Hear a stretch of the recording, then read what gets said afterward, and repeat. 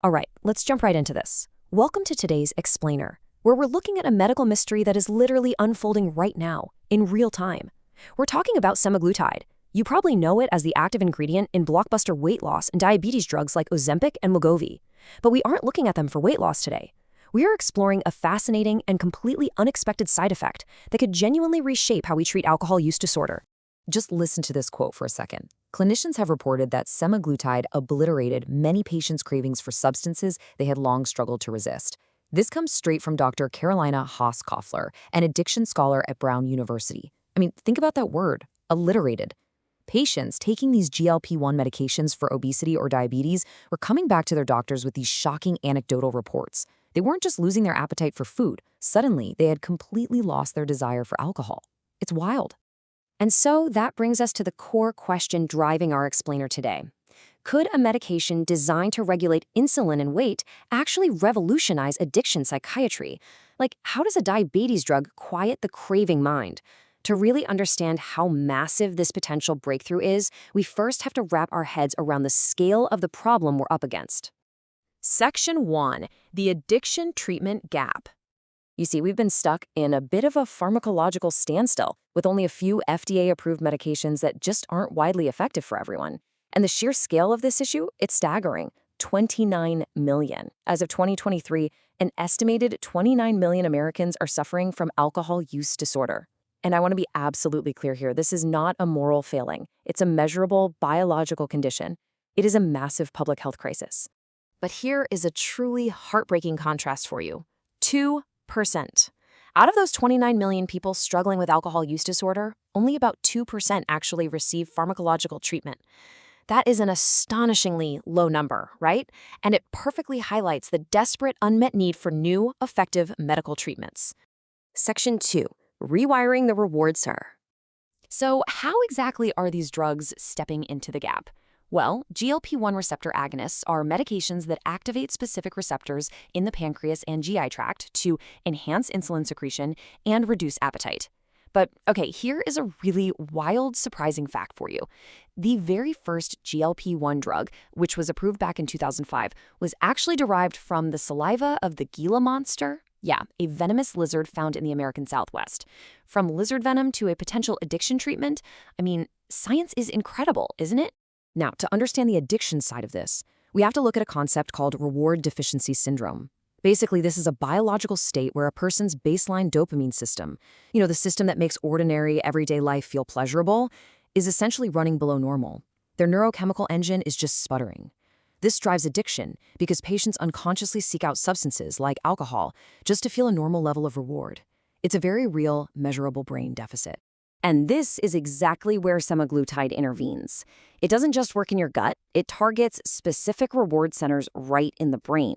The ventral tegmental area, the nucleus accumbens, the prefrontal cortex. You can kind of think of GLP-1s as a volume dial. When someone with AUD consumes alcohol, they usually get this massive spike of dopamine. But semaglutide binds to these exact receptors and literally turns down the neurochemical volume of that dopamine release. The alcohol tastes the same, but that biological urge to keep drinking, it's blunted. Section 3. The new clinical data. So to move from just anecdotes to some hard data, let's look at a landmark randomized controlled trial recently published in the prestigious journal JAMA Psychiatry, led by Dr. Christian Hendershot and his colleagues.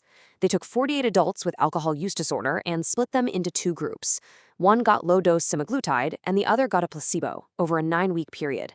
Now, the absolutely crucial point to understand here is that these patients were, quote-unquote, non-treatment seeking. They were not actively trying to get sober, and they received zero psychosocial therapy. The researchers did this very intentionally to isolate the raw biological effect of the drug itself, totally removing the influence of recovery motivation.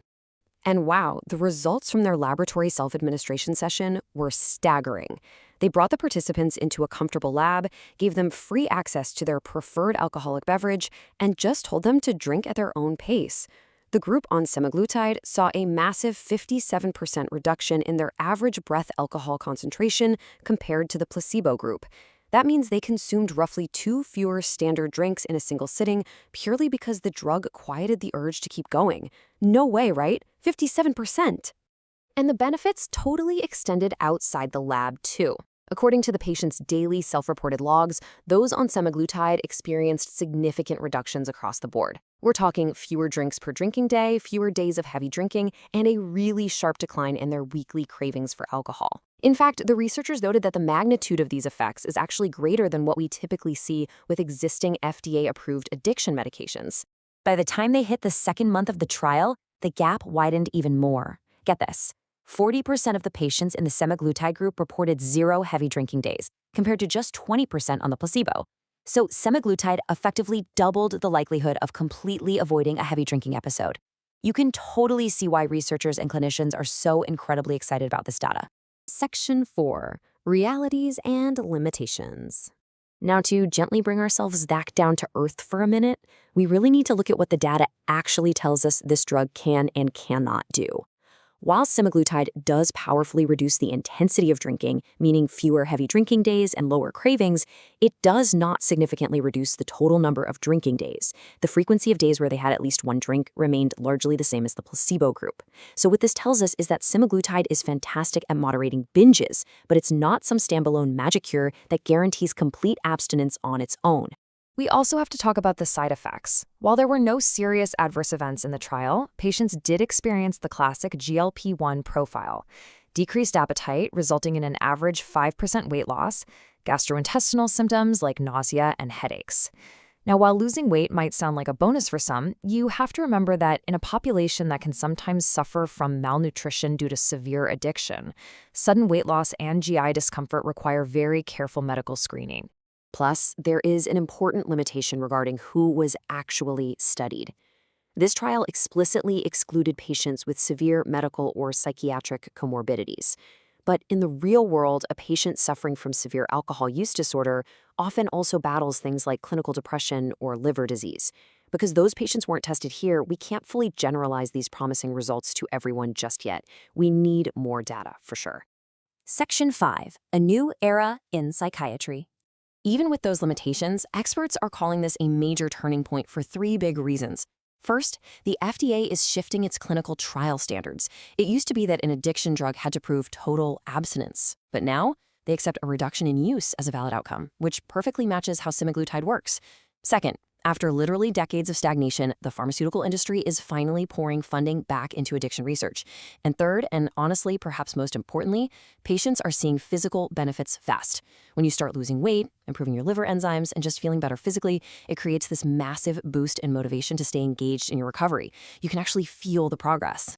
But the clinical consensus is absolutely clear on this point. Semaglutide represents a powerful new tool in the toolkit, but addiction has no quick fix. To be truly effective, GLP-1s just cannot exist in a vacuum.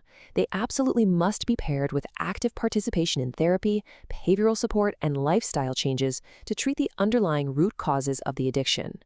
So think about this. If a simple weekly injection can truly quiet the craving mind and give patients the breathing room they need to heal, how will it change the very way we define recovery?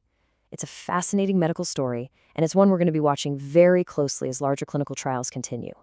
Thanks for joining me on this explainer, and keep learning.